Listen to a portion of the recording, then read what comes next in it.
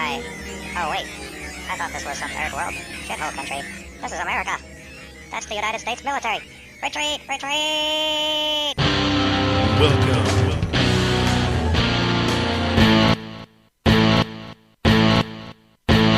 Hidden World would like to say Happy Veterans Day to all our veterans and thank them for their service.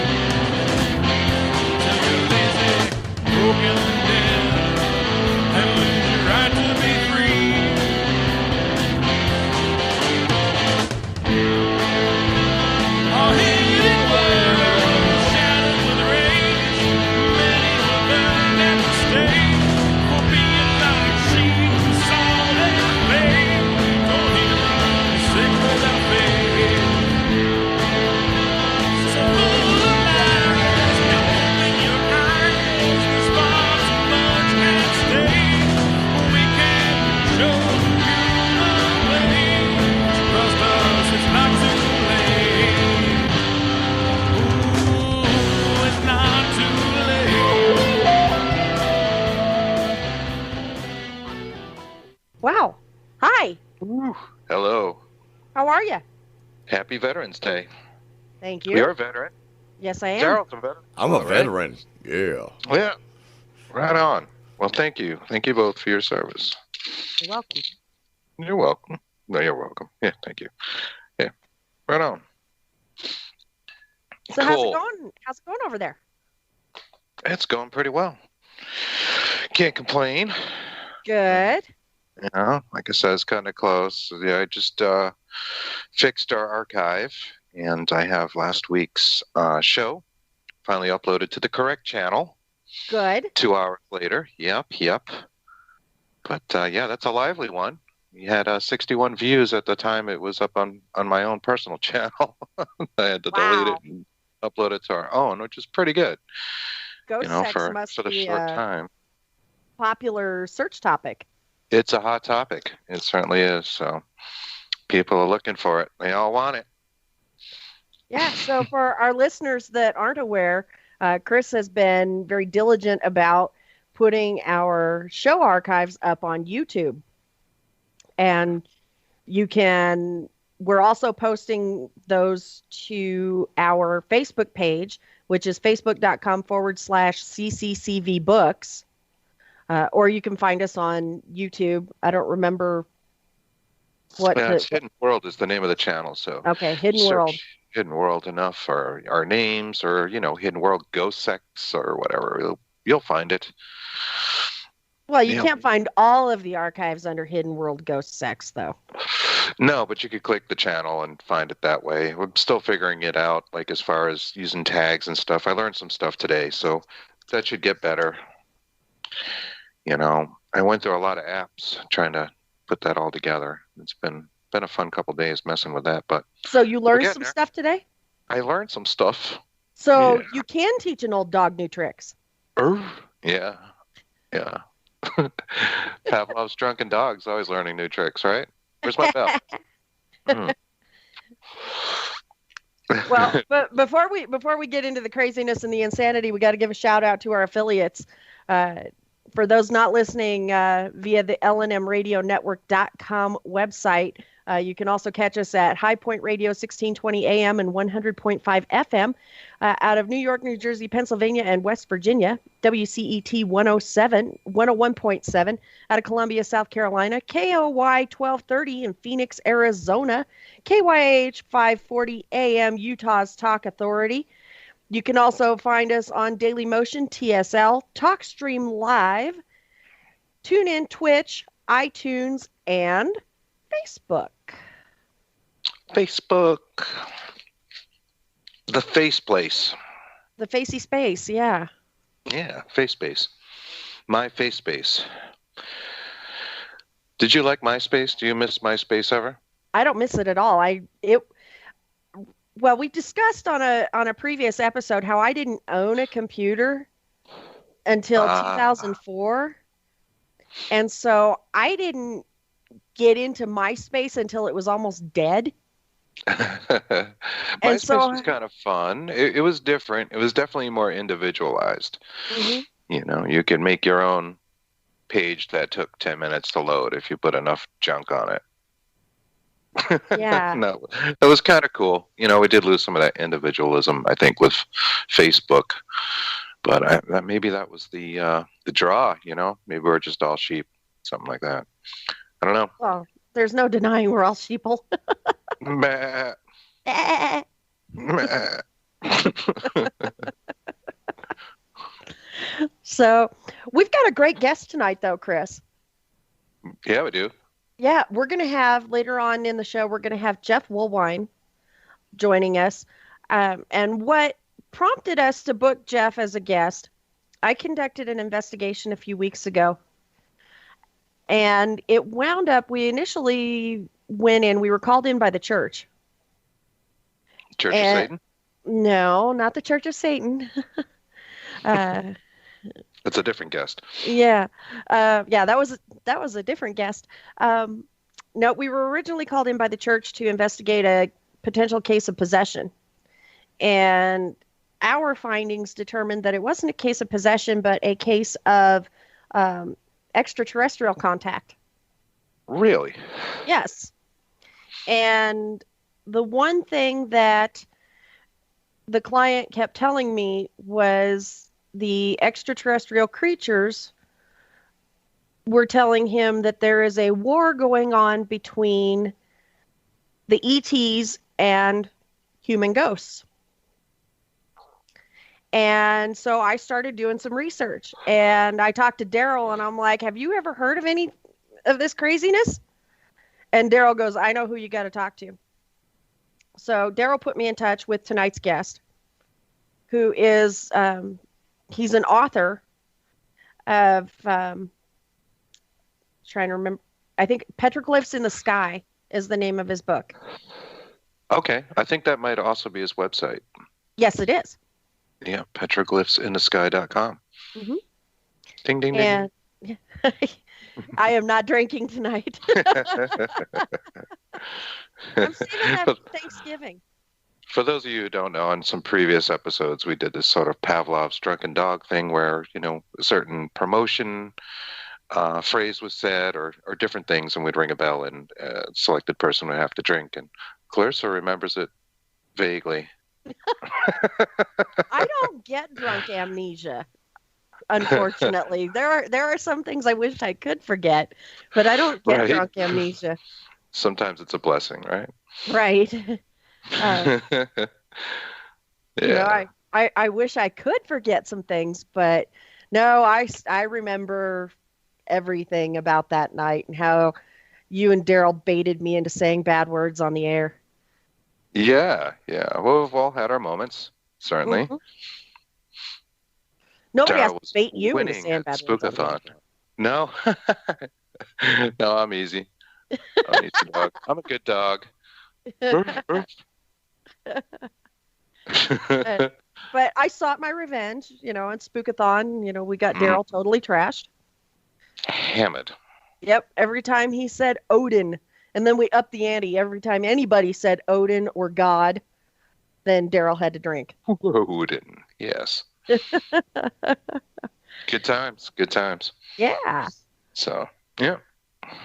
So we have So a lot of Petroglyphs in the Sky. Yeah. Petroglyphs in the Sky. So we're going to be talking to Jeff Woolwine later on in the show and get his take and find out if there is a war going on between ETs and human ghosts. And I think it's really interesting that certain very haunted spots, and I think we've talked about this before, are also somewhat famous for UFO sightings.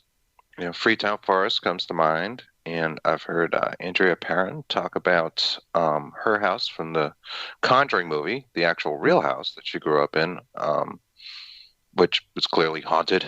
Also, seeing a lot of UFOs and a lot of UFO sightings, which is pretty cool. Pretty cool. Yeah. Or maybe there's something to this, right? maybe we'll have to find out. As soon as we have Jeff on the line, we'll find out some more and certainly find out about his book, Petroglyphs in the Sky, and find out what the dealio is. Right on. Do we have a dial-in number? Did we get that established? Yeah, we do. It is. If people have questions and want to call in, they can call us at area code 202-621-0063. Right on. Right on. We should probably repeat that a few times. I'm sure some people might have some questions about this. They I know I might. do. You know. Or if you're connected to Chris or I via Facebook or Skype, you can always send us a message, and we'll do our best to get your question on the air.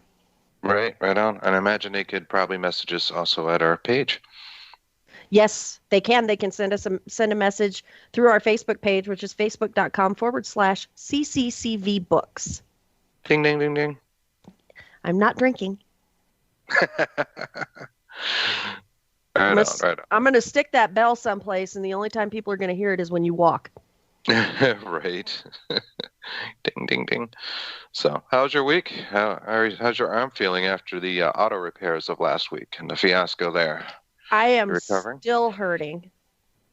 I'm still hurting. Oh, and they corrected me just now on the call-in number because we're connected on a different Skype line tonight. It's a different call-in number, but we'll broadcast that number later on in the show when we're ready to take callers. But no, the arm is still very much painful.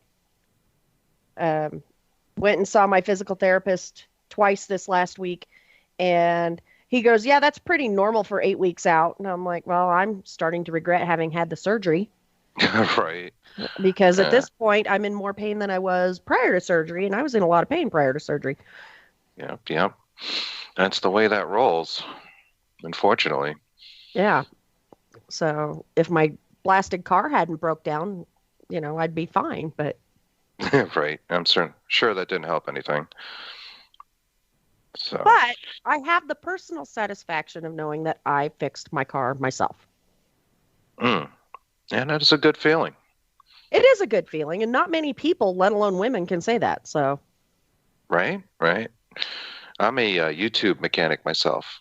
Uh-huh. I've done all sorts of things. Brakes. I've done brakes several times. I got pretty good with that. I actually replaced a radiator in a car from watching YouTube videos a long time ago. That was interesting. So. Well, yeah. I had my two aunts lending assistance. So, and we joked around. It was the three of us and a screwdriver, and so we joked around and said it was 3 chicks and a tool. Brown chicken, brown cow. Hey, wait, that was last week's show. That was last week's show. We're on to aliens. I know. Aliens must have a sexual slant too, I'm sure. I mean, they do the probing and all of that. So they say. I've never been probed myself. Have you been probed? By an alien? Yes, by an alien. No. Very good. That would be, that's a pretty good guest idea. We should probably talk to some probed people. Some probed people? Yeah. It's kind of an interesting thing. I like the stories I've seen where people only remember through hypnosis, what happened to them in deep trance states. They come out with all kinds of details. Kind of makes you wonder. I don't want to sit on Santa's lap. His skin is green. Right? Santa's an Arcturian. There's an awful lot of aliens out there these days, it seems. It seems, and there's different names for them, and I wonder how they get the names for them. I know you and I've we were discussing some the other day, and don't ask me to pronounce it. What we were discussing the other day, the type of aliens, but they've been really, really popular in news feeds lately. Yeah, there's a kind of like a movement out there. Yeah. It seems to be growing. I mean, aliens have been around for a long time, obviously, and alien stories. But I think as of late, in the last couple of years, it seems to be getting to be a bigger and bigger thing in this classification of the different aliens. Well, and so the question then to be asked is, Is it an increase in the number of aliens? And I know I've asked this question as it pertains to ghosts and demons and yada yada. Is the number of extraterrestrial encounters increasing, or is it just more people are talking about their encounters? Yeah, I don't know. We've talked a couple of times about how paranormal activity in general seems to be increasing. Mm-hmm. So maybe it plays into that. Maybe. I don't know. So, we've also talked about a major energy shift, a universal energy shift that is palpable. People can actually feel it. And it's not a shift in the positive. The probed people are definitely feeling it. Are they feeling the energy shift, or are they feeling the probe? Right. They're feeling a lot of things. Feelings. Feelings. So, yeah, I hope that our guest tonight can shine some light on that. And I don't know that much about our guest other than, he wrote the book and he's got some really intelligent things to say in the minimal conversations I've had with him. Maybe he's an abductee too. Maybe we can ask him that. We can ask him if he's been probed. For sure. We should ask all our guests that, really. We really should. That should be one of the first questions we ask. Step 1 of the interview process. Have you been probed by an alien? Have you been probed? Have you had sex with a ghost? And we want to know. If so, did you enjoy it? And if not, why not? Right. Yeah, it's good stuff. So, no, this guy is pretty interesting. From what I saw, I went on his YouTube, and it looks like he's from Arizona. I don't know if he still is. Some of the videos I watched were a little old. He's been around for a while. Okay. And he had lots of sightings videos, actually film of spaceships or what looks to be alien craft.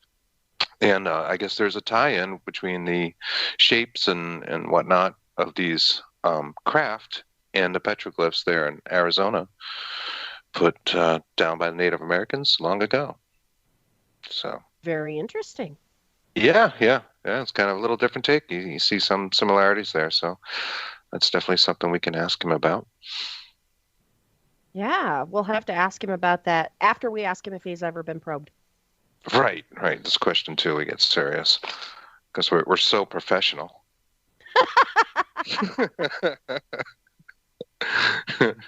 Yeah, all bets are off with Hidden World. Yep. Pretty much, we just say what we feel like. But did you catch Periscope Uncensored on Monday? Yeah, I did. I believe I was messaging you through some of that. I don't remember. I was so busy during that show. But we had Rick McCallum on the show. Yeah, he was great guest. Yeah, and the whole time I was thinking two things. First, I was thinking, number one, I want to investigate with this guy. Right. And number two, I was thinking, we got to have him on Hidden World. Yeah, we should. I thought he was great. He was a great speaker. He had awesome stories, and he was very comfortable with the whole process. And I thought he needed his own show. Well, yeah. Not that he needs a show, but he would be great at this, for sure. Well, yeah, and he even mentioned, he goes, I'm going to have you on my show. Oh, wait, I don't have a show. I'm like, well, darn it. Right. Yep. Yeah, Rick was good. So, yeah, I would go a lot on going his on. show. Yeah. For sure. And we're all a little para-whorish here anyways and go on each other's shows whenever we can. I'm, it's kind in of fact, a thing to do. I'm going to be a guest on a show tomorrow night, actually. Only for an hour, though, because the show starts an hour before Periscope. And so I don't remember the name of the show, and Daryl and Katie are going to slap me because I don't remember the name of the show. Clarissa, I know. I don't know the name of it or anything, I know, but it's like so just bad. an hour. If I can fit it in my day. Okay, thank me. No, it's they're doing a Veterans Day tribute, and so I'm going to be on for an hour, And then I think Daryl's going to be the guest for the second hour. Oh, is that right? Yeah. So I don't Cool. know who's going to produce Periscope tomorrow night, but Is that on Studio A or B? it's got to be Studio A because there's a time overlap between that show and Periscope. Periscope's on okay. Studio B. Gotcha. Yeah, B for the best. That's right. Bestesses. That's right. Mm-hmm. They only have the best shows on Studio B. We're really big on B. No, that's good. Well, if you think of the name of the show, Clarissa, do tell us. Oh, let's see. I can probably, let's see. Nope, they didn't say. I was just looking at my messages yesterday going, they just messaged to make sure you're okay to go on their show, Rev Radio. Okay. Rev Radio. All right. Is that the Reverend? Something like that? I don't know. Daryl, do you know? I don't know. But we do have Daryl just messaged us a bio for our guest, and so we'll get to that when we come back from break and actually introduce our guest. It's a pretty cool bio, though, and from what I'm reading here, and we've still got about 3 more minutes before we go to break, but and so I didn't get to hear tonight's intro. Chris, was it cool? Yeah, it was cool for being done quickly. It's in kind of a rush. Today was kind of a cluster, and I've been pretty busy anyways. I'm getting ready to move and all that. So I'm moving next week to a new town in Massachusetts, and that's kind of exciting. But there's some work entailed there. So I've been scurrying, getting ready for that, and trying to make time. Now, I tried to do the YouTube thing like several times. I actually got several hours into it just because I'm kind of like app stupid. I had to go through a bunch of apps. I was frustrated with the one I started with. So I ended up trying, 10, 20,000 different apps to make that that's not an exaggeration? Maybe slightly. A little bit? Maybe slightly. But yeah. Is that like man inches? Yeah. I guess. I don't really know from what you say, but yeah. Yeah. I ended up using the one I started with, so it's all good. Whatever. I don't know. You and Jax should probably talk about, what's working and what isn't working, because it took Jax 11 hours to upload the Periscope archive to YouTube the other day. That's a little excessive. But yeah. Maybe it was internet connection or something like that. That's an awful long time. Like I got some fantastic internet, and it was about an hour and a half. And, I don't know. Still a long time. So I don't know. I line up the guests and I do the promotions, and you guys handle all the techie stuff. So I have no freaking clue. Techie. Yeah, but we should talk. And I actually got a new phone this week from work. I got it on Friday. Ooh. And it's an iPhone. I'm pretty jazzed about it. And it has things like GarageBand, and it has some kind of movie maker on here too. So I may start playing with that as well. Cool. So, yeah, I like playing with things.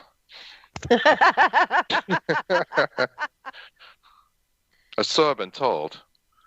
Any extraterrestrials out there that are listening to this broadcast, not only is Chris available, but he likes to play with things. I like to play with things. Do a lot of research. Yes, we'll call it research. Right. Well, I got on this. This was nice because I haven't had an iPhone in years, and I had bought EchoVox in the Apple Store long ago. And it's considered one of the better apps, and I know the apps is a little bit of a controversial thing, but it's pretty interesting. So I get to play with that a little bit too. Right on.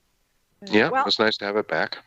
It is time for our bottom of the hour break, but when we come back, we're going to have Jeff Woolwine on the line. So stay tuned, folks. You're listening to Hidden World Radio on the LNM Radio Network. We will be right back. Ooh. And we're back. You're listening to Hidden World Paranormal Talk Radio on the LNM Radio Network. I'm your host, Clarissa Vasquez. Joining me this evening at the helm, as always, is my faithful and trusty sidekick, my partner in crime, Mr. Chris Carr. Howdy ho. Oh, God. Mr. Hanky, really? Sure, why not? I mean, I know you're a giant turd, but Mr. Hanky, come on. So we've got a great guest for you tonight, folks. Jeff Woolwine is a resident of Phoenix, Arizona, living near South Mountain. Since the spring of 2004, he's experienced many UFO sightings and has videotaped most of his experiences. He's a native to Arizona and a man on a mission with the intent of trying to solve the ongoing mystery of the Phoenix Lights. The book, I had this all... I had it down. The book, Petroglyphs in the Sky, covers Jeff's research efforts, his experiences, and native stories relating to the petroglyphs, his UFO sightings, and what Jeff thinks is behind these repeated appearances of UFOs in the Phoenix area. Quotes Jeff, I have been watching the Phoenix Lights since June of 2004. I've determined that not only are the lights here, but that they appear to be tracked by the government. I've done several TV news interviews with Phoenix TV stations talking about flares and the lights. I've also found evidence that people living in this area 1,500 years ago saw the lights as well. Living in this area 1,500 years ago saw the lights as well. I can talk How long ago? Folks. I mean it. 1,500. 1,500 years ago. Yes. There are drawings all over Phoenix's South Mountain that show the lights and the geomagnetic lines that are associated with fault lines, which may be used by the UFOs to absorb energy to power themselves, sort of like gas stations for UFOs. I've studied UFOs for years and am out to prove that they are here and have never left us. Thousands of years ago, people left hieroglyphics and petroglyphs and documents such as the Dead Sea Scrolls and parts of the Bible showing evidence of UFOs and ETs. It seems like every time UFOs show up, something happens to the Earth. In my opinion, things are going to change our way of life very soon, and that is why UFOs are here more than ever, to watch before and after. That's a direct quote from our guest this evening. And Jeff continues to capture videos of UFOs near South Mountain and is investigating the apparent connection between the UFOs he sees and the ancient petroglyphs that cover the rocks on South Mountain. So, ladies and gentlemen, please join us in welcoming Mr. Jeff Woolwine to the show. Hey, thank you. Thanks for being here, having me here. It's awesome. Appreciate it. I am so sorry. I'm so sorry I botched your intro, man. It's all good. Yeah, you got most of it right. Sounded great. Thank you. Okay, well, thank you. I blame the shoulder. Shoulder, and if that doesn't work, then I blame Chris. There you go. Yeah, that's what I'm here for. And when all else fails, we blame Daryl. Okay, I'll remember that. Anyways. So Yeah. no matter how you look at it, I am blameless. Okay, there you go. So, I like it already. So Jeff, welcome to the show. And Chris and I, we were talking, before we brought you on, and we've got some questions we want to ask you, but I want to track back just a little bit to the initial conversation that you and I had about the same time that I asked you if you'd be interested in being a guest on the show. And as a little refresher, I just worked a case up here in Colorado that we were called in by the church to investigate a possible case of possession, which ended up not being ghostly at all, and it ended up being a case of extraterrestrial encounter. And the one thing my client told me that struck me as odd, and I've been doing some research on this, trying to see if there's any validity to it, is the ETs that he was in contact with told him that there is a war going on between the ETs and the ghosts of Earth, the departed human ghosts that are here on the Earth. Have you heard anything about that? Do you know anything about that? What can you tell me about that? Well, that's interesting. There has been cases of history of these UFO entities going to war with one another. There has been stories and folklore and carvings and stories being told that there was a war here on this planet between, let's say, the good aliens and the bad aliens, and their prize was human mankind. And we can find evidence of this type of information, especially in India. Now, this is the India UFOs. Now, they are called the Viamatis. And it seems like some of these, when you look at some of the India paintings and drawings of their gods, you can see they have many arms.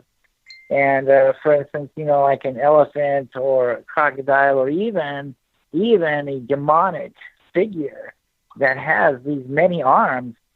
And it just, my point is, I'm finding the same type of carvings out here in Phoenix, Arizona, on the mountains here around the valley. It seems like not only did we have the Hohokam Indians here who interacted with these beings, but we also had another type of being also that was here. And though the story has been, very well covered up and very well tried to erase, you can still find some of the carvings here on the mountains that represent a type of being or entity with many arms. Now, this is interesting because one panel shows, and I believe it's in my book there, shows this being, this stick figure being, creature, if you will, having more than one arm. He's got 4 arms, and he's shooting this magical staff. He's shooting this staff in the sky at what looks like a type of serpent slash man, like a snake man, if you will. He's shooting at him in the sky, along with other regular depictions of men with bows and arrows, also shooting at what looked like serpents in the sky. Now, the story goes on to say, especially in India, so obviously the good entities, they overcame the bad ones, but the story goes on to say that these good entities left their weapons, their magical staff weapons around the earth, because they know eventually they will have to come back and reuse them one day for this war to take place again. Now, whether they're still in conflict with the dead, that's interesting.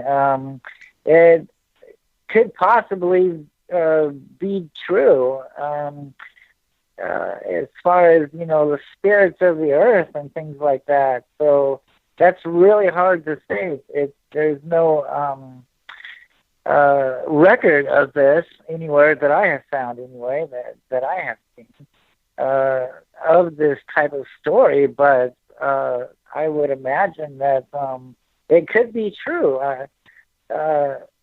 I do know that there are ghosts, spirit ghosts, if you will, that still walk the earth. I've run into a lot of poltergeists in my lifetime, that things that move across the room, and just a lot of things that could be explained by ghosts. So what's to say that they're not, in war with some kind of force? Cool. Well, what's to say? Maybe they are. You got a lot of interesting video, I noticed, out there on the YouTube, actual sightings. Oh, thank you. Thank you, sir. Yeah, there's new sightings on my Facebook page. Petroglyphs in the Sky, Jeff Woolwine on my Facebook page. Matter of fact, we just had a recent sighting there. We've been having many sightings lately out here.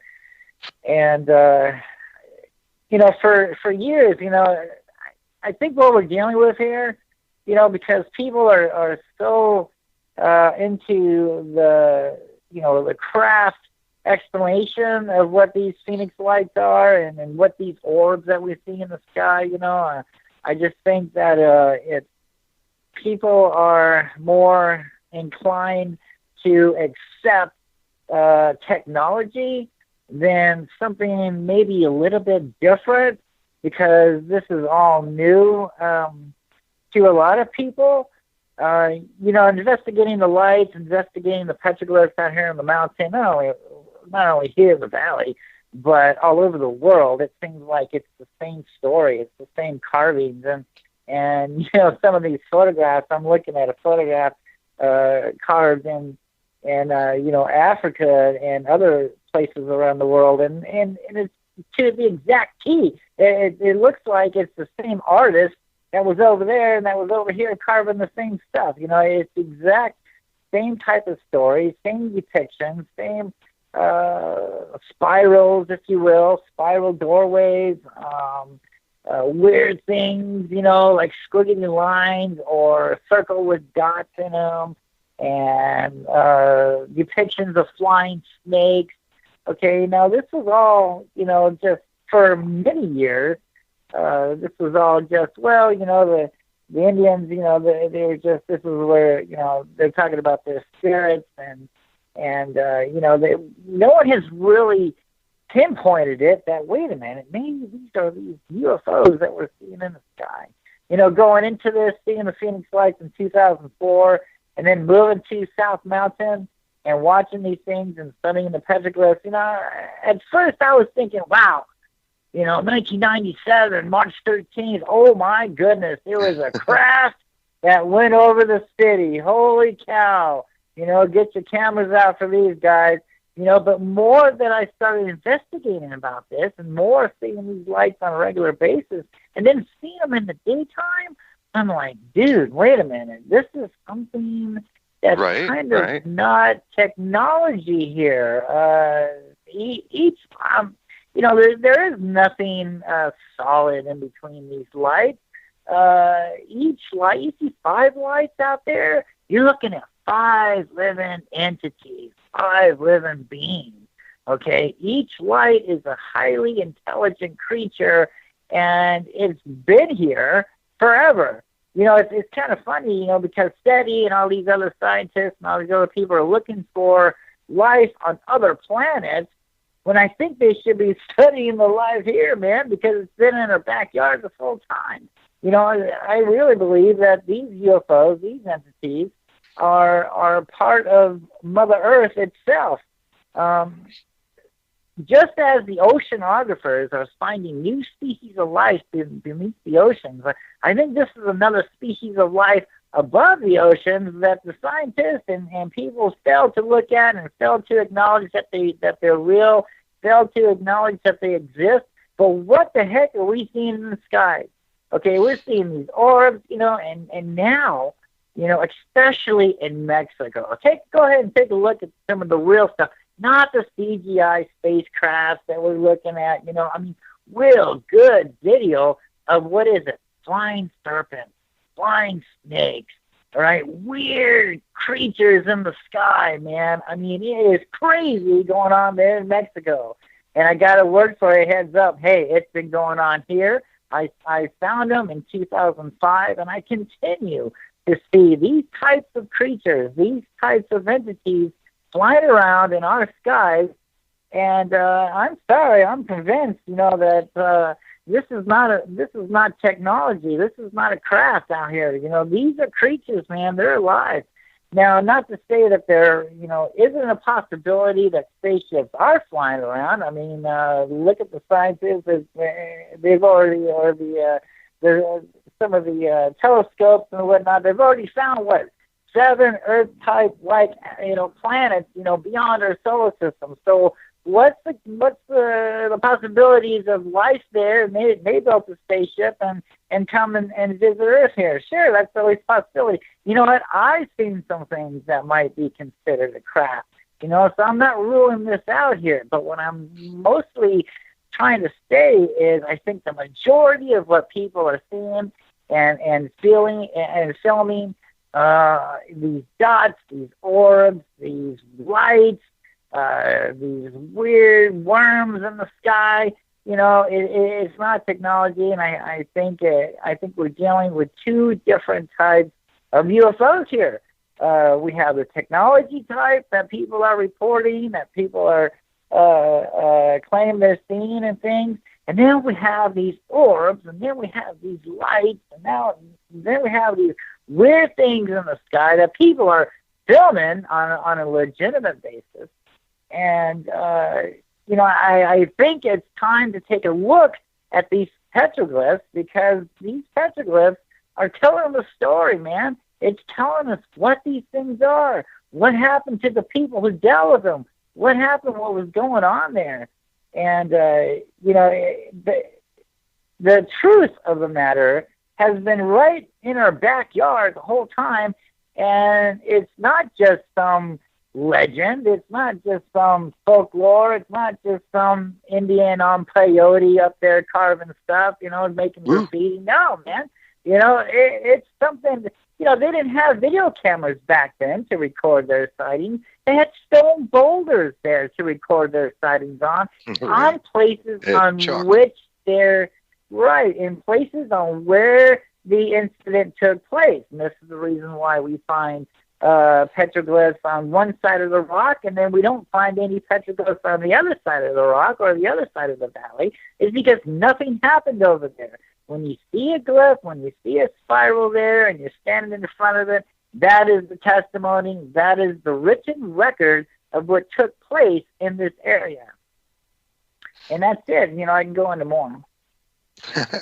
That's all right. That's pretty good. I know the Phoenix Lights is a pretty famous UFO sighting because it was seen by many people and filmed, I believe, different ways, right? There's quite a bit of video on that out there. I know I've seen that before. It's quite impressive. You know, studying those Phoenix Lights and looking at the testimonies and looking at, you know, at the videos and all this claiming stuff, you know, I really think, you know, because there's only 4 videos out there. I mean, come on. If there was something that went over the valley, over the city, you know, and if everybody claimed they saw it, you know, where's the video? How come we only got 4 videos of these things? You know, and where do we see these lights at? Where are the videos pointing? They're pointing towards the mountains, okay? The mountains have everything to do with these UFOs, especially when we find rock art on them, and it has a history of fault lines, okay? The fault lines is the clue. Hello, this is what they're after. They're after the energy. All right, so we got this power plant. We got this electrical power plant on the east side of South Mountain. Okay, now, I was in 2004, those lights are hanging right above that power plant, okay, absorbing that energy. You know, I just posted a video on my Facebook wall there where these lights are over the power plant in that area, and these little airplanes are circling them, okay? So someone else is watching this. They know what's going on. All right, there's, the black helicopters and the little white airplanes. Yeah, man, I mean, somebody knows that these things are here. They've been watching them a lot longer than I have, you know, and I believe they know what is about to happen, and they're watching and waiting and you know, and studying the airplanes and these lights. It's really kind of cool, too, because in 2004, these lights would appear above the power plant, or they appear above the sky, and these airplanes would zoom in after them, right? And then right before they got within about a mile or 2 radius of these lights would disappear. Airplanes would come in, they'd circle that area for about 5 minutes, the airplane would leave, and then the lights would come right back, and then here come the airplanes. It was like a cat and mouse game the whole summer of 2004, man. It was like these airplanes chasing these lights away, trying to get them out of the area, trying to, and then the whole time when that's going on, right? Then we got the conspiracy of the flares. All right. Oh, yeah. Oh, I was catching flares too, boy. And you know what? When the lights start showing up, then here come the flares. They start dropping flares way in the background. And these little flares are so small, and they don't last that long. And sometimes you can see the airplane dropping them out. So basically, we got real UFO Phoenix lights in the sky, and we got flares. And there's the cover story, because if anybody calls and says, "Hey, I saw these lights in such and such direction," the government or the military can say, "Yeah, you know what? We were dropping flares at such and such time, such and such yeah, direction." it was a distraction. You know, Right. that is exactly what's going on. You know what? Over here on the west side, where the Phoenix lights, the 1997 March 13th Phoenix lights habitat, over here on the west side of South Mountain, between the Australia Mountains, which means star, and South Mountain. That's where those lights were at. They just pretty much made a chain link between the two mountains there, you know, and those are houses. There's houses that live. So you see these the lights on the ground. Those are all houses and stuff. That's not the heart of the city. Right behind those lights are the mountains. And you know, I think it was 2010. I was seeing lights out there, and it was really interesting too, because driving up on scene, I saw 4 helicopters with big bright lights in front of them, facing the city in formation of what the lights look like, and they were just sitting there, helicopters with bright spotlights on their nose, looking towards the city, trying to act like the lights, you know, and trying to say this is probably what everybody's seeing, are these helicopters out there, you know. But you can tell the difference, man. These orange amber lights, they're huge. They're bigger than those helicopters, and anybody that's been studying this for years knows this. You know, but to the people who, you know, see the lights out there and then they call, they say, well, the helicopters are out there doing information. You know, it's just crazy. So what do you think the draw is? I'm sorry, I don't mean to interrupt you, but what do you think the draw is with Phoenix and Arizona? You mentioned fault lines, maybe ley lines. Oh, yeah. Wait. Oh, yeah. Absolutely. It has everything to do with...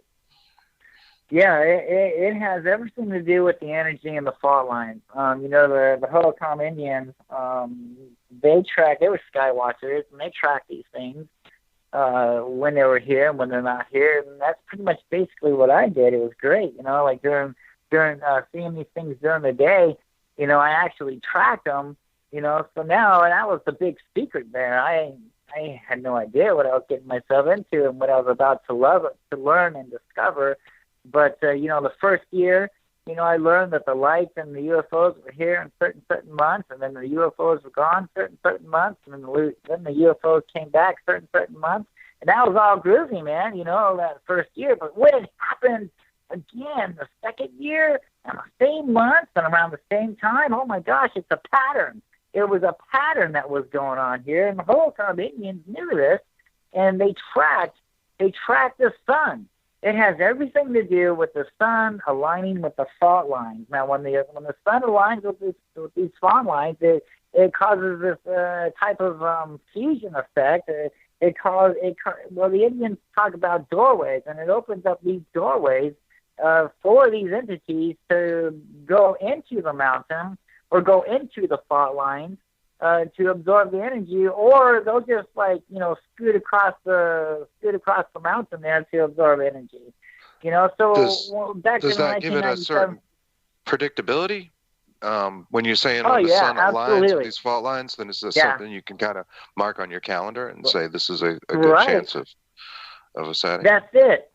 Absolutely. You just know that is exactly what's going on here. This is how you can track them. You can track them with the sun and with the alignment of the fault lines. That's how the Hohokams did it. That's how I did it. That's how I continue to do it. That's how I know when the UFOs are going to be here and when they're not going to be here. It was a huge secret, and I uncovered this secret.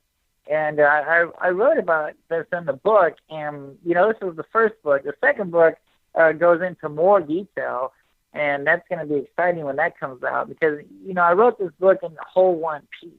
You know, I mean, from start to finish. I mean, it took me like 15 years to put it all together, you know, and 13 years of research, you know, and then another 5 years to get it all down perfect, and then, you know, like another 5 years to get it published, you know. So it's this huge book, you know, and so the publishers, they decided to cut it down into two. So the second one, the first book is a story, and it It makes the audience, understand the petroglyphs a little bit more. It brings up the forgotten, lost history of Phoenix, Arizona that has been tucked away for 80 years in the government department, library that I uncovered. And then the second book goes into more on how you can track these things, how to watch them, and it's just not here. You can use the same information I believe, around the world. You can use the same way to track these UFOs, understand where these things will show up through the same research that I did here in Phoenix. It's neat because, how I did this is I was looking at the petroglyphs, and the Hohokam Indians, they carved spirals. Now, these spirals represent doorways. And depending on which way the circle goes, okay, if the circle goes clockwise, then it's a doorway in. If the circle goes counterclockwise, it's a doorway out. If the spiral ends going down, that's the doorway, that ground there, or a possible crack. Now, this is interesting, too, because a lot of these spirals that we're finding out here on the rocks, on these boulders, have huge cracks in them. Okay, now some of these spirals end in those cracks. Now, those cracks are the doorways.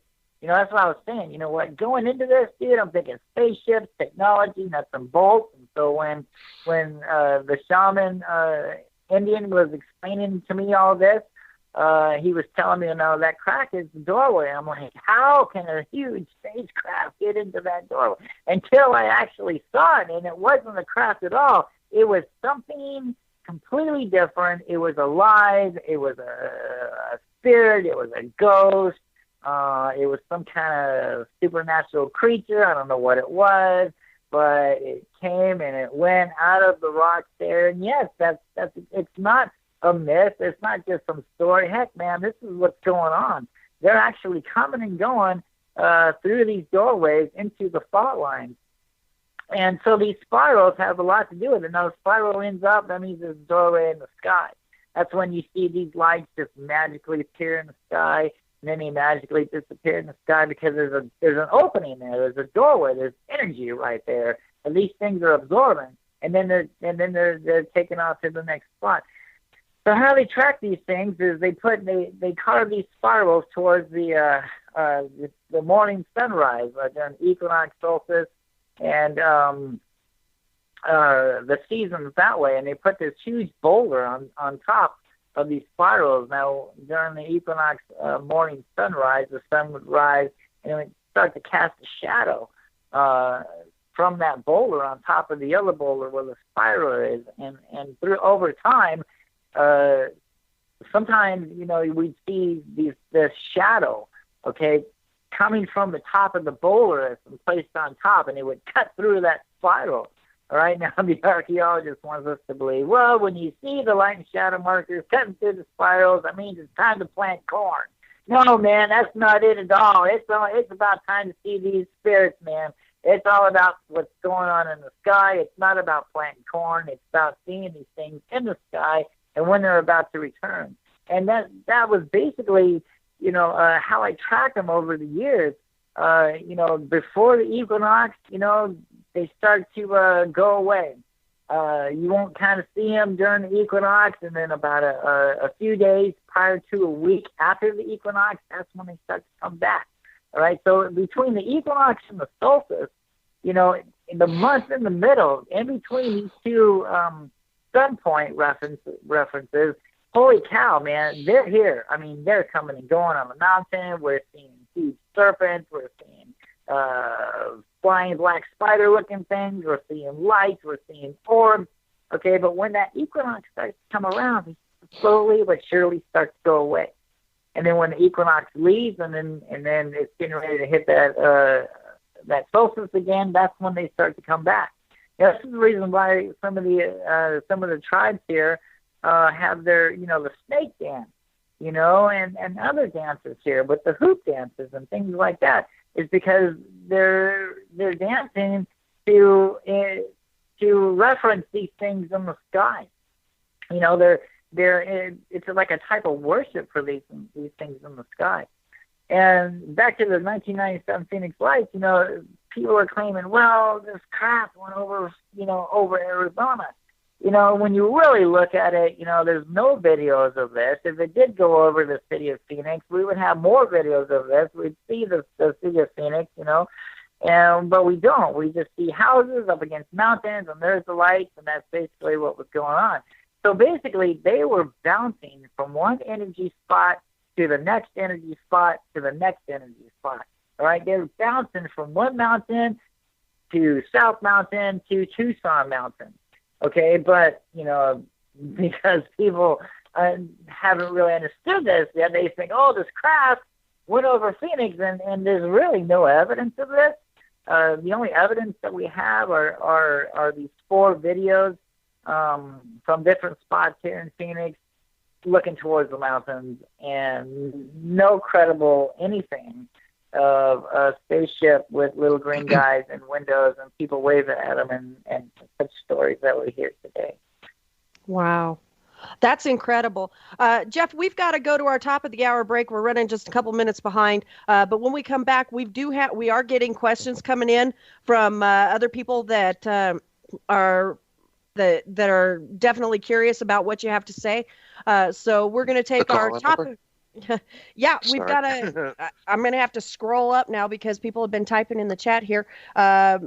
We will be taking callers, folks. You can call in at area code 202-559-7943. 202-559-7943. We're going to take our top of the hour break, but when we come back, more with Jeff Woolwine. You're listening to Hidden World Paranormal Radio on the L&M Radio Network. We will be right back. Welcome back to Hidden World Paranormal Talk Radio here on the L&M Radio Network. I'm your host, Clarissa Vasquez. Joining me, as always, is my faithful and trusty sidekick, Mr. Chris Carr. Hey! We have got a great guest on the line tonight. And, folks, if you want to ask questions, you can hit Chris and I up via Facebook or via Skype, or you can call in at 202-559-7943. And we'll do our very best to get your call on the line. Welcome, Jeff, back to the show. We do have a question that came in from Jax, who is the co-host of Periscope Uncensored here on the L&M Radio Network. And Jax wants to know what you think of the supposed soft disclosure of Tom DeLonge and the Stars Academy. Wow. Okay, I'm going to be honest. I have no idea what that is. Okay. You and me both. Woo! I have no idea either. It sounds like a really good question. I'll have to look that up. I'll have to research that. Thank you. And Jax is actually typing a message right now, so he may be able to clarify and shed a little bit of light on it here as soon as awesome. The mess. Nope, that he's not able to give us more information on that. Okay, so okay. Oops.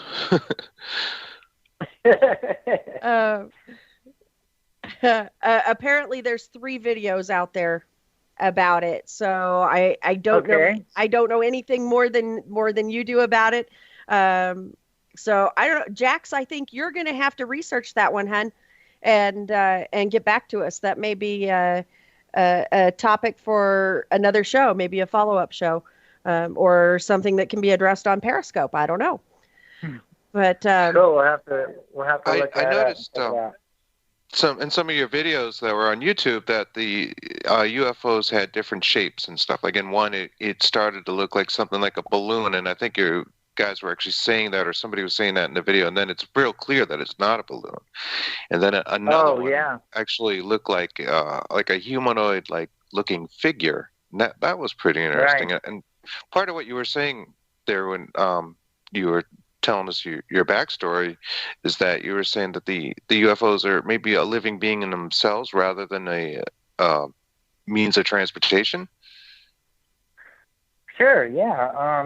It's possible, that this craft, like I said before, I've seen some things that could be considered a craft, but the majority of the things, I believe, is something completely different.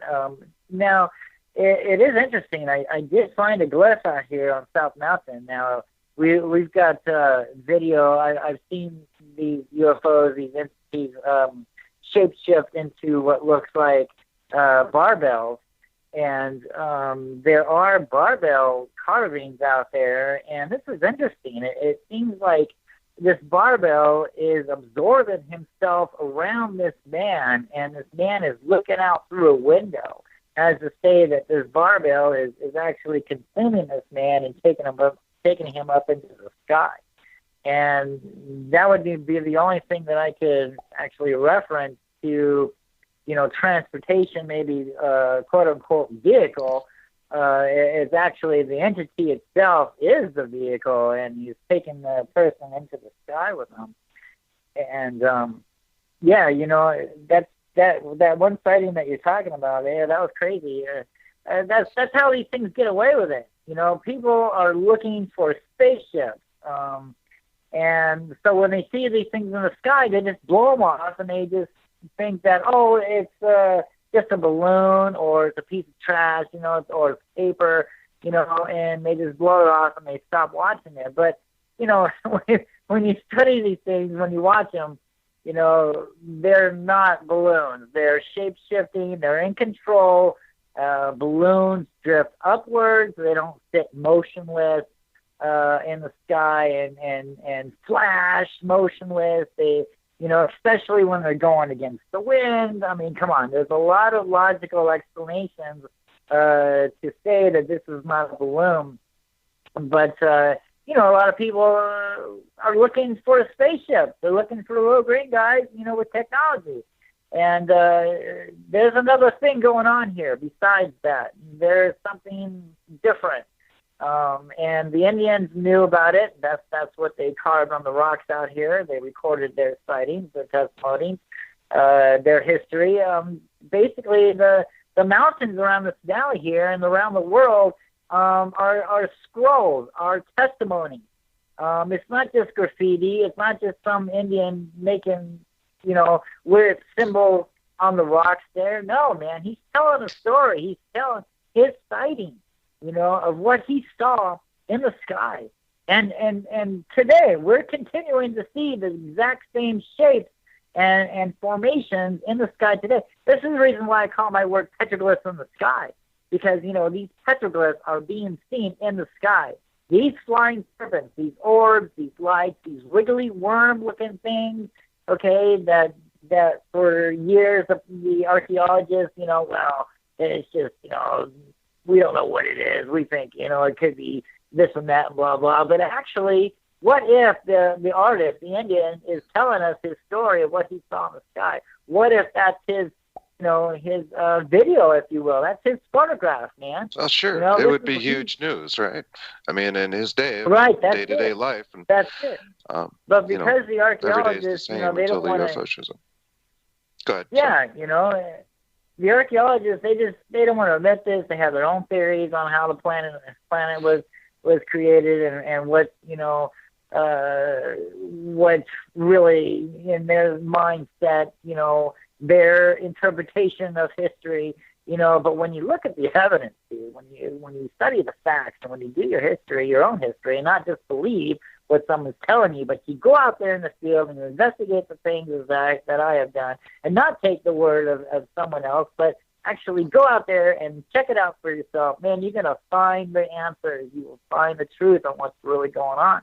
And when you do, it makes you look at the world in a whole new perspective, man. Like, wait a minute, we have been lied to all these centuries, all these hundreds of years, man. This is something that is not told anymore. Now, there's a lot of Native Americans here that I've been, talking to about some of this, and some of them will not talk to me about this. This is taboo. We are not supposed to know about this. Okay, this is secret stuff, man. This is not right. We are not supposed to see this. Why? How come? Why? Well, when you look into the history, the Hohokam is a Pima name for the people who got carried away, the people who disappeared, the people who got taken away. And the Pima tribe, considered themselves ancestors to the Hohokam. Okay, so the Hohokam lived here 1,000 years. and there's reference of sacrificing. There's sacrificing tables out here, sacrificing rocks. Just like what the Mayans are doing in Mexico, we have Mayan carvings out here. So the Mayans and the Holocaust are interacting with these beings in the sky. And the story goes on to say, when the people first got here, they didn't know how to live. So the lizard people came up out of the sand world, and they taught the people how to live, how to survive. And in return, these people treated these beings as gods, as saviors, as teachers. And then all of a sudden, things went bad, and what happened? The Holocom just disappeared, okay, without a trace, right? I mean, even when me and you move, we take our belongings with us. But yet the Holocoms did, they just disappeared, leaving their belongings where they may. And the archaeologist wants us to say, well, they left because of drought. They got too hot here, and they went somewhere else to live. Okay, if that's the case, where did they go? We can't find any place on where they went. But when you look at the petroglyphs, you can see these orbs, these phoenix lights, these flying serpents, these crazy things in the sky, picking people up and carrying them off into the sky. Now, when you talk to the natives here, who actually will tell you the story here, they will say, yeah, the devil came from the east and took the people away. And that is the real secret here. And I really believe that this is the reason why, these airplanes and these black helicopters and the people who are watching these lights in the sky, and not saying anything, they know exactly what's going on here because it happened before, And so the question is, well, how come they're not coming down and making contact with us? Well, because why? We don't need them. We still have food. We still have water. We got to go to work. We got to go to school. We have our own separate lives. So basically, they're just watching. They're watching from the sky, and they're waiting for mankind to need them once again. And I really believe that once, something is going to happen to mankind here in the future. Who knows if we're going to see it? Who knows if our grandchildren will see it? But something is going to happen when mankind will need these beings once again to survive. And there's not going to be any food, there's not going to be any water, but yet they're going to see the phoenix lights out there. They're going to see these lights. They're going to see these creatures out there in the sky. One's going to come down and he's going to say, hey, look what I can do. I can clean up the water. I can give you food. Worship me. And it's going to start all over again.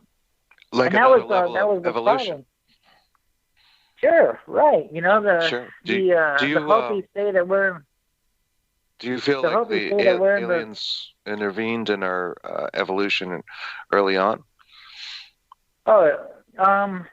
These things have been here, I believe, before man got here. I think, a lot of testimonies, a lot of old scrolls and things like that said that they were cast down. Man, they live here.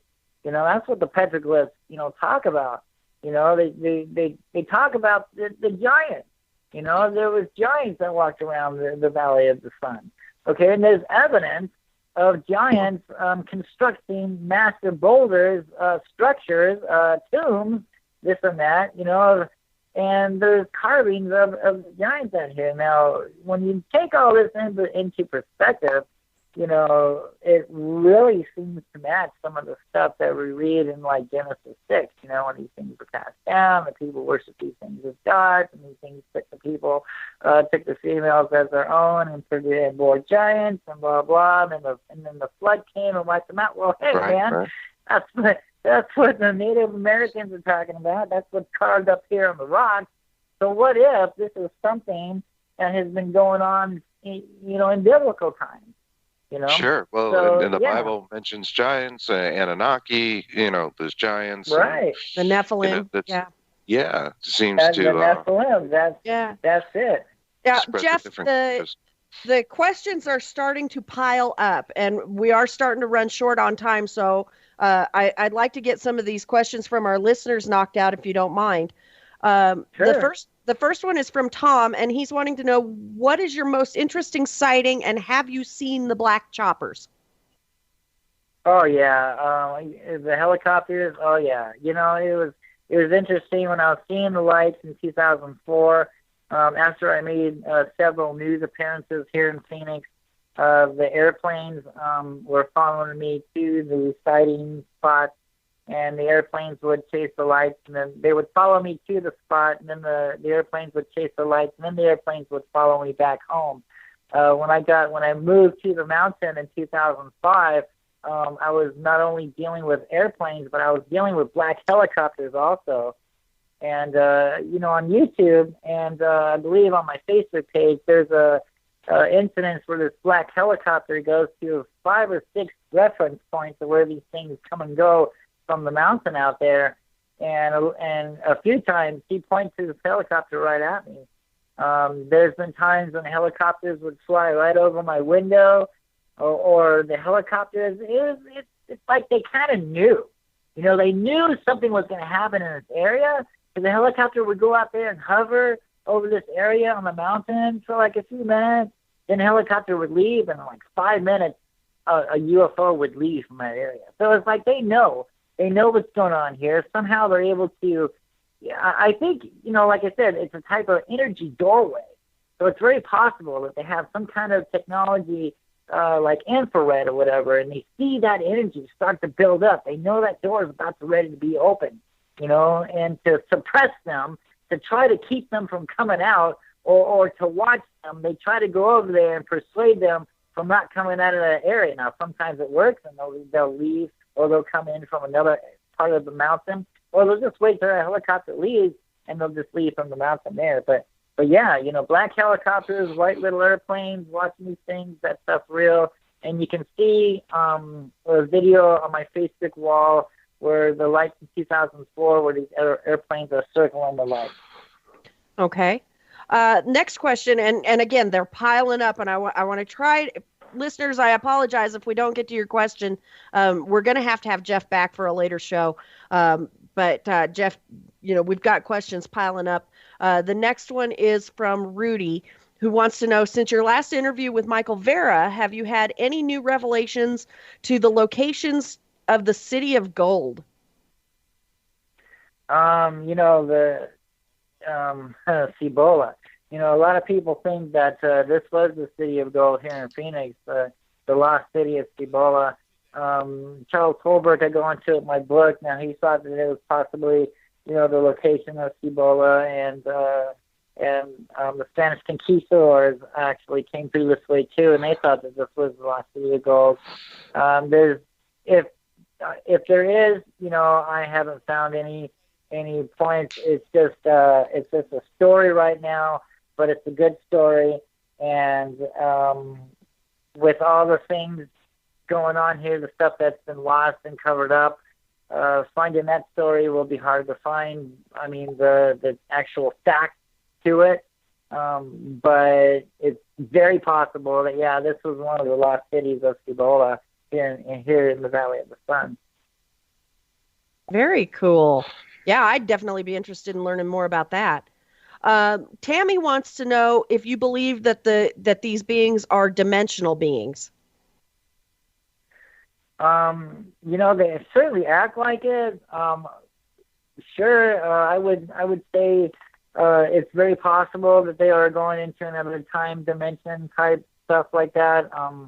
Who's to say? I've never really followed them to wherever they go. I only see them coming and going from the mountains and the sky and above my head. When they leave, who knows where they go? And that's always a very possibility that, yeah, they are time travelers, porthole, interdimensional beings. Sure, why not? I'm open. Very cool. And I think we've got time for one last question before we take our final break of the evening. Steve wants to know, Jeff, with your research being so complete, have you ever considered working with an organization that could propel your research deeper into the mainstream?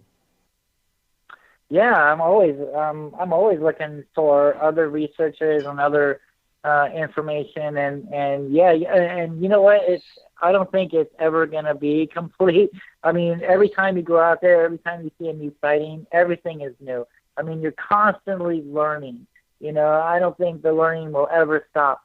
But it's fun. It's exciting. It's history, man. It's true history. I love history.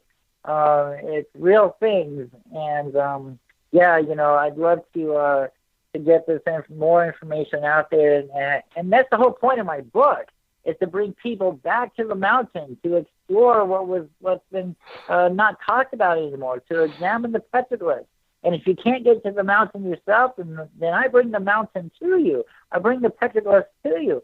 So when you see these petroglyphs in my book, you can also see the same type of drawings, possibly in your area, and you'll come to understand the true meaning of what these spirals are and the true meaning of what these petroglyphs represent, and what direction the rocks are pointing. And it's great. So awesome. Very cool. Well, we need to take our final break of the evening, but when we come back, we'll have time for one more question, which just came in, and we will do our wrap up with Jeff. So stay tuned, folks. You're listening to Hidden World Paranormal Radio on the L&M Radio Network. Welcome back to Hidden World Paranormal Radio here on the L&M Radio Network. I'm your host, Clarissa Vasquez, and of course, we have my fabulous sidekick, my partner in crime, the man, the myth, the legend, Mr. Chris Carr. Hey, how's it going? And we still have our guest on the line, Mr. Jeff Woolwine. We've been talking about extraterrestrials and petroglyphs and attempts to shoo them away and cover up their existence and everything. Jeff, we've got time for one final question before we do our wrap up with you. And this question came in from Linda Moulton Howe, and she wants to know if you have ever seen crop circle type glyphs in the sands of the desert. In the sands of the desert, there hasn't been really any reports or photographs of that here that I'm aware of in Phoenix, Arizona. There's carvings of what might be considered a crop circle, but nothing that has been reported. Actually, I take that back. I just now remembered, about maybe 10 to 15 years ago, we had a crop formation outside of Phoenix out here that was intriguing a lot of people. I do remember that. Yeah, there was some kind of crop. I don't believe that it was a circle. It was looking like maybe a code or lines, squiggly lines, stuff like that. It's really hard to tell. It really wasn't a circle, but yeah, some kind of crop formation did appear in one crop outside of Phoenix about 15 years ago. That's about what I can remember. Cool. Fantastic. Yeah. And Jeff, I apologize, man. This time has gone by so fast, and we haven't even begun to scratch the surface. Right. But right. We have lots of questions for you. Yeah. But, and the questions have been coming in from everywhere. They've been coming in via Facebook, and they've been coming in via private chat. And folks, I apologize if we didn't have time to get to your question. We're going to have Jeff back. But for our listeners, Jeff, absolutely. How can people find your books? How can they find out more about you? Where can they learn more about your research? The floor is yours, sir. Awesome. Thanks so much for having me. I had a wonderful time. And you can find my research, most of it on Petroglyphs in the Sky, at my Facebook page, Jeff Woolwine. The book, you can find it at Barnes & Noble. You can find it at Media Worldwide Publishing. You can find it on eBay. You can also find it on Kindle.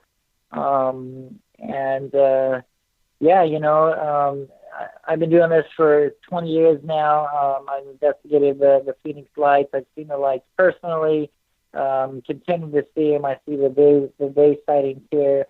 You can follow my research that I do mostly on Facebook. I do free tours out here in Phoenix, Arizona. Anyone wants to come out and take a look at the rock art formations for themselves. It's free. I love to do it. I take no money from things like this. As a matter of fact, the book sells. I mean, it's going to the orphan kids here in Phoenix. So I'm not out for this to make money off of. I'm out to get the information to the public and have them come out and investigate this for themselves. And that's basically what the book's all about. And yeah, it sounds great. I love it, and I love it when people contact me with their sightings and photographs and videos. And it's great. And just contact me anytime on Facebook. And remember, keep your eyes on the sky because you never know what you might see. What's the title of the book, Jeff? Is it Petroglyphs in the Sky? Yeah, it's called The Phoenix Lights, Petroglyphs in the Sky, True Stories, Myths, Legends, and UFOs over Phoenix, Arizona, Volume 1. Awesome. And you're working on a second volume. Well, I wrote this book all in one shot. There's like over 1,200 pages to this book, wow. And the publisher has narrowed it down to the first part. Now, the first part basically learns the lost history of Phoenix, and it talks about the petroglyphs, how to understand the petroglyphs. The second book is being worked on now by the publishers to get it complete and get it out there, and that goes into a little bit more of how to understand the petroglyphs. It talks about where and how and what times to see these UFOs during the day. It talks about the secret pattern to understand how to see these UFOs in the sky. And so I'm anxious to get that out because, like, the book was written just like it was huge. It was just a huge book. So much information in there, so many photographs. And the photographs, even if you're not into the story, the photographs alone will just blow you away because it's photographs here on the mountain and the petroglyphs. And it's awesome, man. It shows everything that you can use to see UFOs for yourself. So I'm anxious for the second book to get out. I'm anxious for everything to get completed, and it's going to be great.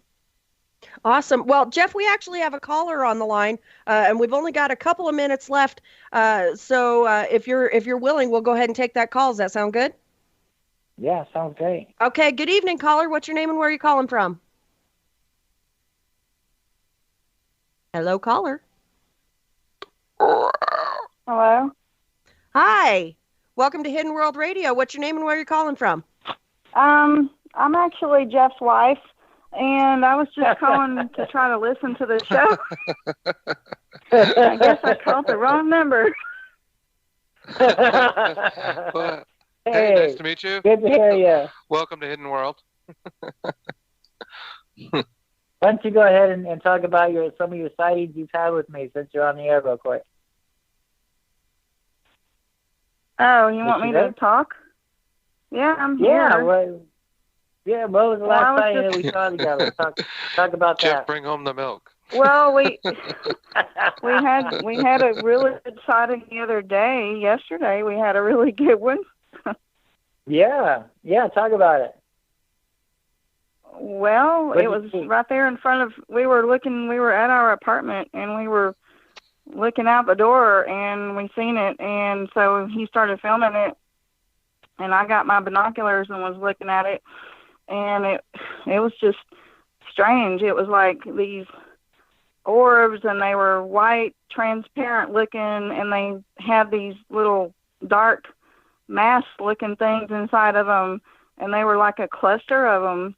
But you could tell it wasn't balloons. You could tell it was something else because of the way it was acting. Do you think that it was a technology of any kind? Do you think that something was controlling it, or do you think that it was controlled by No, there was itself? nothing controlling it. It pretty much was doing whatever it wanted to. It would sit there in one spot, and then it would like move a little bit, and then it would sit there. It was like doing its own thing. It was just like flipping me out because it was weird. Right, and over the past few years that we've been together, you just now started seeing them along with me in the sky. And what's your take on it? How do you feel about all this? Well, being that I've came from North Carolina out here, I've never heard of it before, never heard anything about it, and surely never saw anything. And I didn't see anything when I first got out here. I didn't see anything at first. And then when I first did, I was like, ooh, wow, that's pretty cool. So that's what he's been talking about. All Yeah, right. it's like I've never. It's just totally blows me away because, and when we went up on the mountain the other day, last week we went up there and we were watching and we saw this orb carved on the rock, and then we just happened to look up and we saw one right above our head.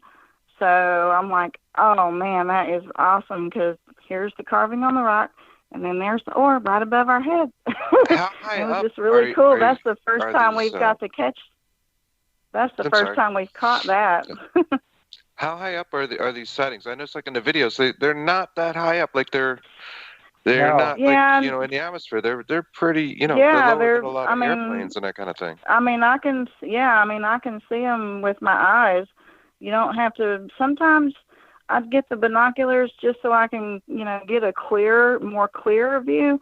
But now that I've got new prescription glasses and I can see they're for distance, so they help me see better.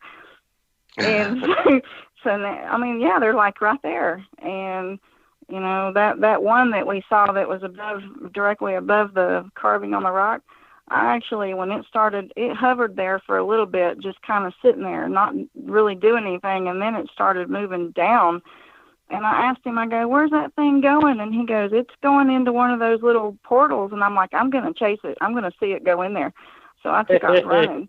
And so I'm trying to see if I can catch it. And I'm like, I can't see it. It's going down like it's going into the mountain, but I can't see it going actually into anywhere because everything's, I guess, in the way. And I tried to run around the corner because it looks like it was so close. It looked like it was right there. But every time I tried to run around the corner thinking I was going to catch it, it was still going down. I'm like, this is weird. Yeah, it actually went into a spiral doorway, probably a half a mile from where we were at.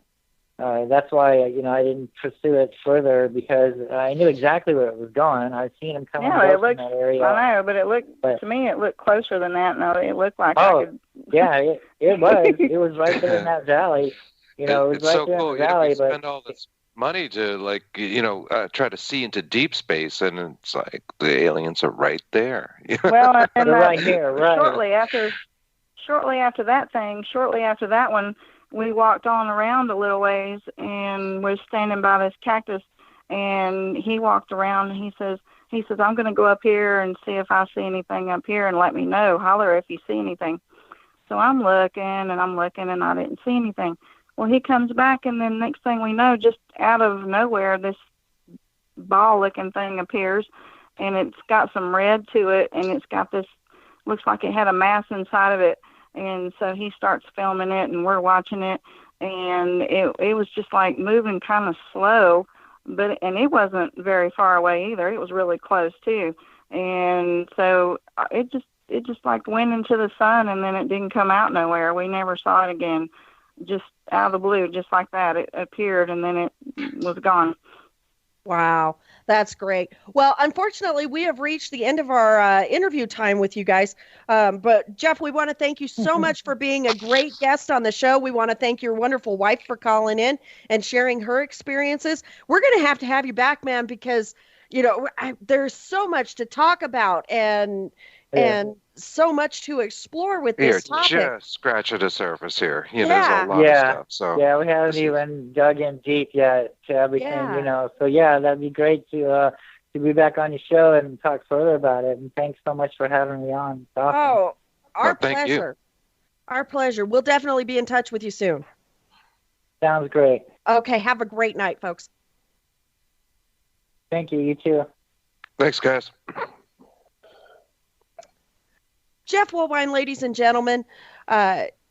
You can find out more about him and his books by going to Petroglyphs in the Sky, and you can find out. I definitely encourage you all to pick up a copy of his book, Petroglyphs in the Sky. What a great topic, Chris. Oh my gosh.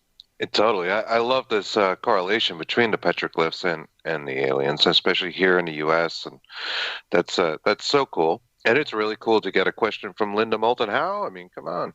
Yeah. Well, and you were even saying that you wanted to try to get her as a guest on the show. Oh my God, yeah, sure. Yeah, So she's great. we may have to try to make that happen. Right on, right on. Yeah, very exciting. A lot of information there. There's very cool stuff. Yeah, very cool stuff. And you can tell that he is so passionate about his research. He's very Mm-hmm. passionate about sharing his knowledge, with the world. Right? He gives free tours. I mean, who does that? Well, and Right? I'm That's gonna awesome. be in Phoenix in the spring, so I may have to take him up on that. I would suggest you do. Bring your camera. I want to see the video. Pixar didn't happen. Pixar didn't happen. That's right. He's got the pics. Yeah, if you go out there on YouTube, you'll see some stuff. Yeah, So, definitely. it's interesting, and it's such at this time now, like technology has come so far that I feel like it hurts the UFO scene in a way because it's easy to create, UFO sightings on your iPhone or whatever it is, right? Where he's going back to where the technology wasn't as great, and he's got some good stuff. So, he's kind of like for reals, man. Yeah, for reals. It's awesome. Right. Good stuff. No, I really I enjoyed listening to and hearing, the passion in his voice, and hearing the excitement. Because when you've been investigating the paranormal as long as Jeff and myself, and you, Chris, you and I have had this conversation, you get tired of talking about the same things over and over and over again. But it doesn't sound to me like Jeff is tired about talking about it at all. No, he's definitely not. He's definitely passionate about it. And that was awesome. I'm actually going to have to go back and listen again because there was a lot of stuff in what he was saying there. Oh, man. From the flying snakes to, snake dances and circles. And there was a lot of things going on there. It was pretty cool. Yeah, and I apologize to the listeners to whose questions we did not get to tonight. Be sure to, keep tuning into the show. And when we have Jeff on again, and it will happen, when we have Jeff on again, we'll try to get your questions answered then. And thank you to everybody who did submit a question. Right. It's great to get the feedback. We love that. So yeah. Use that phone number, guys. Call in. Use the chat here at the Late Night in the Midlands website, and let us know what you're thinking. Or hit us up via Facebook. Yeah, absolutely. We want to know. Yeah, we want to know, and we've got questions, man. Yeah, got answers. Yeah. You come to the right place. Well, and that tells us that there's more than 2 people listening to the show. Yeah, right.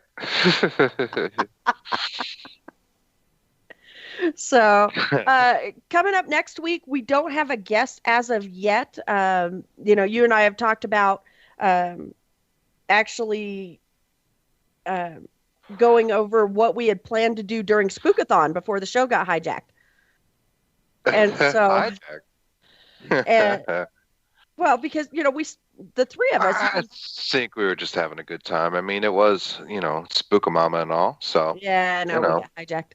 And that happens in live radio. That does happen in live radio.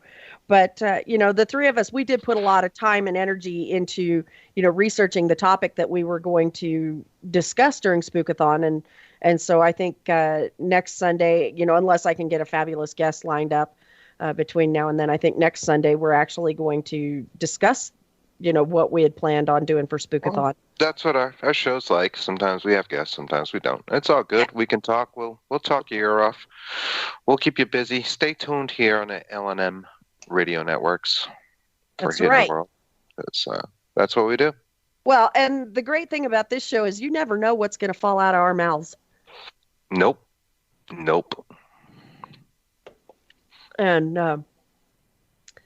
in fact, and some of the comments that were coming in via Facebook were actually quite humorous when you were talking about how you like to play with things, Chris. Oh, really? Oh, yeah. Do tell. Can you elaborate on that? No, not on the air. I can't. Yeah. Well, I did my my research. We'll leave it at that. Yeah, and all of our listeners know about the research you did for last week's show. So. And they probably did a little of their own. I mean, this is a pretty hot topic, So we have a video out there actually getting views. So I'm not the only one looking into this. That's true. That's true. But you didn't include any Pornhub links in the video, I hope. I haven't seen the video yet. Oh, so. You'll enjoy it. Oh, I will. Yeah, oh, take a look. Yeah, there's a few surprises in there. Oh dear. You gotta have a sense of humor, And no, Jax, I didn't swear on the air tonight. And neither has Chris so far. Yeah, being a good boy. Yeah, and Jax is meowing at me via chat right now. We have to readdress his question. I think he had a great question there, but I think we're all a little lost on it. So we should maybe talk about that. Yeah, that's a little... Next time we have him on. And yeah, it's a little odd for our expert, somebody who has 20 years of research experience to not know what the heck that was all about. Yeah, well, Jax knows what he's talking about. I'm sure he's got a good point there. Yeah. But, we're a little bit crickets on it, unfortunately. Yeah. So, so next week, it's going to be Chris and I. We're going to be debunking some things next week and doing a little discerning between fact and fiction, I think. Do you want to talk about the Frogman? No, because then you start doing that on the air. Yeah, I like making that noise. I do. I know you do. So we've come to the end of our show, but be sure to tune into Periscope Uncensored tomorrow night. We're going to have Rick Hale as our guest. Right on. 9 p.m. Eastern in Studio B. And, of course, be sure to tune in to Hidden World Paranormal Radio every Sunday night, 9 p.m. Eastern, Studio B on the L&M network. So for Chris, Jax, Daryl, Katie, myself, and the rest of the L&M family, have a great evening, everyone, and may all of your ghosts be friendly. Happy haunts.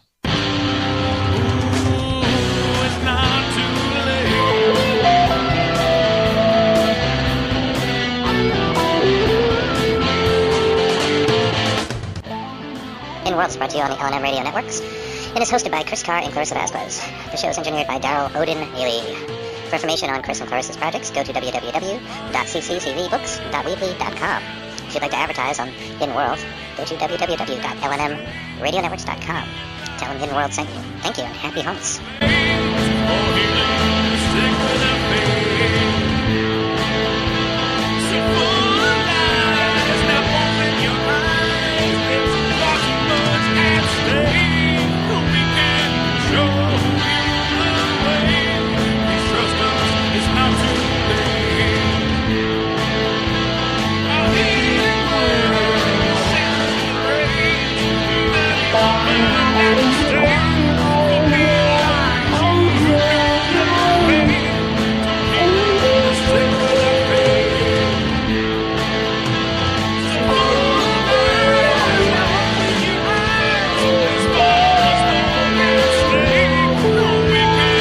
Show